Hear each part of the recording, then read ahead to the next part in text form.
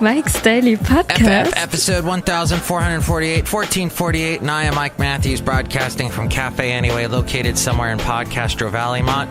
Today, we hear from...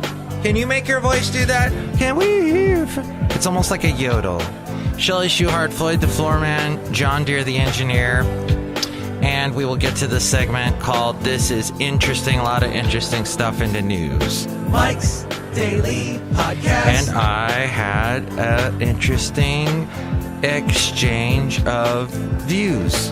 Mike's Daily Podcast. With the person that I work with, he made me a cup of coffee and then he posted something on Facebook and I was, oh my gosh. I just got on Facebook and there's a girl I have a crush on who posted a bunch of pictures. Mike's Daily Podcast. Of her in Vegas. Why is she she's always going to Vegas? I'm not sure. But Mike's that's an interesting one. Daily. She eats a lot of sweets. Podcast. How does she stay so slim? Yeah. I don't know. Oh wait, she's not in Vegas. She's in Los Angeles showing a friend around. Okay. Cool. So I have at some point or another, because she's from Podcastro Valley, and I would think at some point we could maybe get a cup of coffee. But speaking of coffee, oh look, it just walked in. Hey. Hello, Mike Matthews. It's Shelley Shuhart, the gift shop supervisor. Who's this girl you're talking about? It's I don't know. Cafe, I don't know. No, wait a minute. Where are we? Cafe. Anyway. Thank you. Yeah. That's all I can say, Shelley. Okay, that was like clear as mud. Look who else is here. Oh, Mike, this is Floyd the Floorman. And this is John Deere the Engineer. Facebook makes people say stupid things. That's true, because I noticed this post by Marco, who does the segment sometimes called the Marco Minute. And he wrote the following yesterday. I am proud to announce I made my first cup of coffee from one of those Keurig machines and didn't screw it up. Editor's note, thanks to Mike H. Matthews, because that's what I go by on Facebook, because there's another Mike Matthews and he's some buff guy. And I can't compare to that. And here's today's podcast picture. Too much pressure. The podcast picture today is of a pier in Daytona Beach. I am continuing the Daytona Beach theme in my pictures, my podcast pictures. And this is a pier, and I think there's a restaurant at the end you can see called Krabby Crabs, or Joe's Krabby Crab. Not Joe's Crab Shack, but Krabby Joe's, I think is what it was. Now, that's not going to get into any legal wranglings.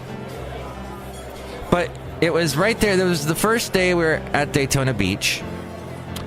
And I drove on the beach with my mom because she can't get around that well in the sand anymore. And so I drove her there to the beach. We parked, helped her out. She got on a chair on the beach and got to hang out on the beach. And I sort of walked around a little bit and took pictures of this pier. And you can see by the way, this pier looks like it's going to fall down at any second. It is so rickety looking. And the restaurant at the end, the prices of the food are crazy. And I don't know how they get the food out there to begin with. All these questions. Oh, Daytona Beach. You leave so many mysteries unanswered.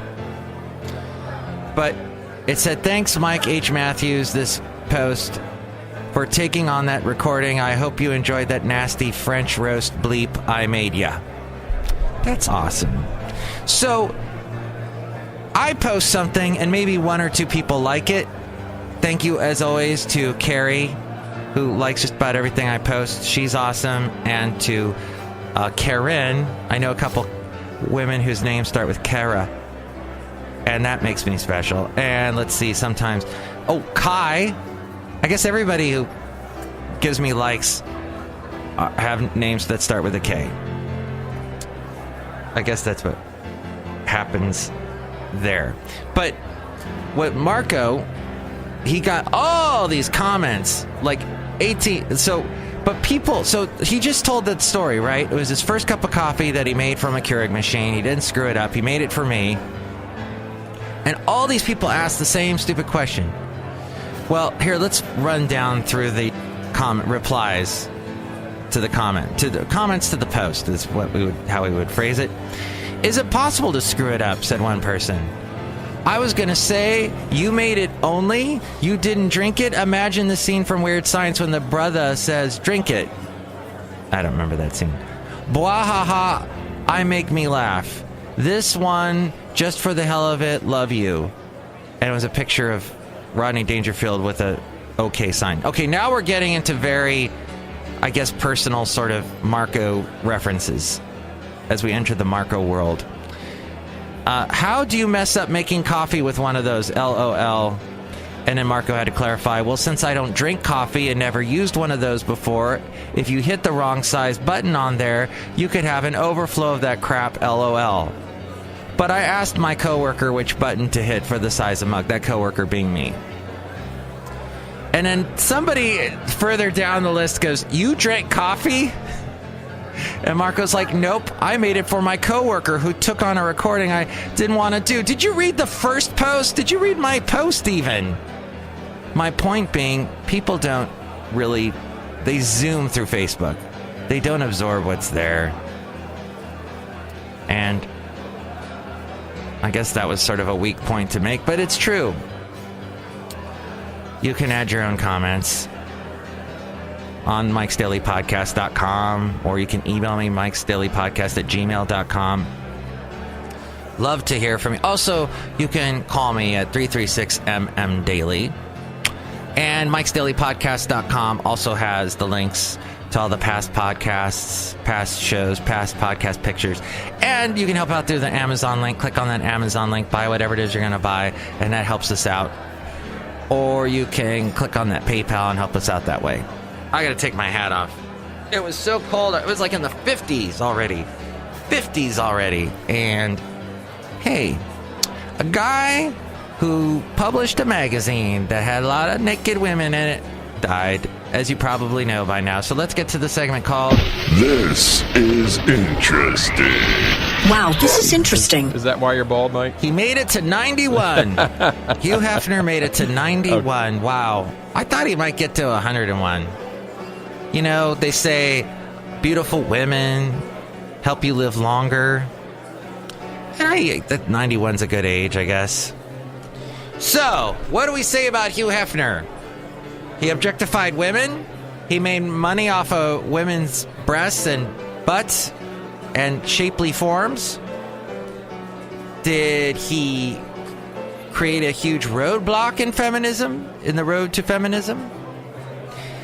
Did he bring up a lot of important issues? Was he socially conscious in his magazine, where he took on race and took on the Vietnam War and had very interesting interview styles with celebrities where he got behind? So somebody brought this up on a show I was listening to. Yes, I listen to shows at 4 o'clock in the morning as I come into work. And somebody brought up the fact that in that long-form interview section that he had, it really got behind the mask that celebrities have. Because when you watch this is what I hate, is when you go online and here's an interview with Chris Pratt. And all it is Chris Pratt talking about the stupid movie, the latest movie he's in, which I loved, Guardians of the Galaxy 2. I saw it on my flight to Florida. But just that whole, that facade that celebrities have, or famous people, politicians. And Hugh got behind that. He made people naked and made people naked. He allowed people to unclothe themselves in many ways, to strip off layers in many different ways. But yet he also made money off of women's boobs. And here's the thing, is women have made money off of their boobs in other ways before Hugh. I think. I'm not going to list a bunch. Or I'm not making a documentary about that at the moment or writing a book. But it would appear if you go back in history, we have the people that utilize their beauty for some sort of gain. But at any rate, I don't know where I'm going with this, just that Hugh Hefner died. And let's see. He spun the Playboy magazine into a media and entertainment industry giant, all the while as its very public avatar, acquiring attractive young women and sometimes marrying them well into his 80s. And what was it, Barbie Benton? She was lovely. Let's see, he died at the Playboy Mansion itself. Okay, so Playboy Mansion, a lot of crazy parties went on, a lot of debauchery. And there was the famous grotto or the grove or whatever, the big water cave where all kinds of things happened. Yeah. So that's sort of what he will be known for. And the show he had, the TV show where there was a lot of jazz being played. The brand were inseparable, Playboy and Hefner. Both advertised themselves as emblems of the sexual revolution, an escape from American priggishness and wider social intolerance. Both were derided over the years as vulgar, as adolescent, as exploitive, and finally, as anachronistic. True, because if you look at the type of pictures, it's compared to other types of pictures on the internet. At least in the Playboy pictures, it seems like there's good lighting. Certain parts are covered up with like a bear rug. I won't get more explicit than that, but Mr. Hefner was a stunning success from his emergence in the early 50s. He was compared to Jay Gatsby, Citizen Kane, Walt Disney. Mr. Hefner was his own production. He repeatedly likened his life to a romantic movie. It starred an ageless sophisticate in silk pajamas and a smoking jacket, hosting a never-ending party for famous and fascinating people. The first issue of Playboy was published in 1953. He was 27 years old and a new father, married to, by his account, the first woman he had ever slept with. He had only recently moved out of his parents' house and left his job at Children's Activities magazine. Yes, he went from Children's Activities magazine to Playboy. But in an editorial in Playboy's inaugural issue, the young publisher purveyed another life. We enjoyed mixing up cocktails and hors d'oeuvres and putting a little mood music on the phonograph and inviting in a female acquaintance for a quiet discussion on Picasso, Nietzsche, jazz, sex. The scene projected an era's premium boys style. That, according to the New York Times, written by Laura Masnerius. The brand faded over the years, and by 2015, the magazine's circulation had dropped to about 800,000. Although among men's magazines, it was outsold by only one other, and that would be Maxim. That was founded in 1995. On to other news, and speaking of women, women rising in power in the world, Arizona's state legislature now has a higher proportion of female members than any other state, and the number of women in elected office may be poised to skyrocket next year. More than 18,000 women have contacted Emily's List about running for office next year, said Alexandra DeLuca, the group's spokeswoman. The Democratic Congressional Campaign Committee counts 84 female candidates running for 80 Republican-held districts that the committee is targeting. Arizona's legislature is now 40% female, leapfrogging Nevada's 39.7% to become the most female-heavy legislature in America. This, according to The Hill.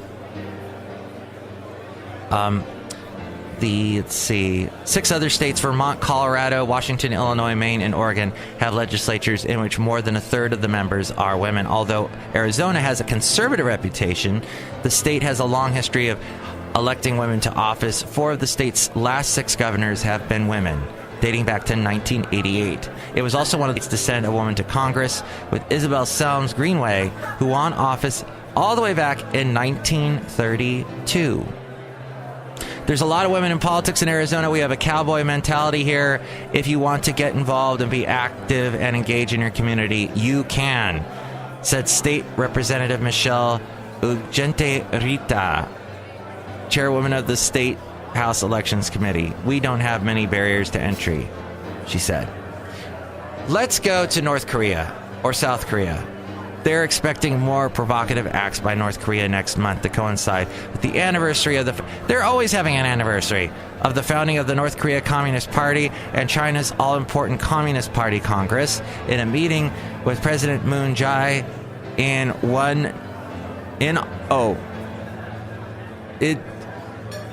President Moon Jae-in. I couldn't read that for a second, if you couldn't tell.